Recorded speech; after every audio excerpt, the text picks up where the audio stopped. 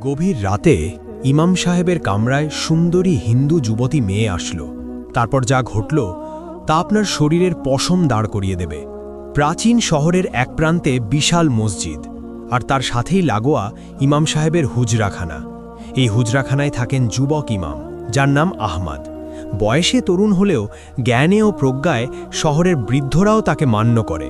একদিন গভীর রাতে যখন সবাই ঘুমে, আহমদ তখন হারিকেনের নিভু নিভু আলোয় কিতাব পড়ছিলেন।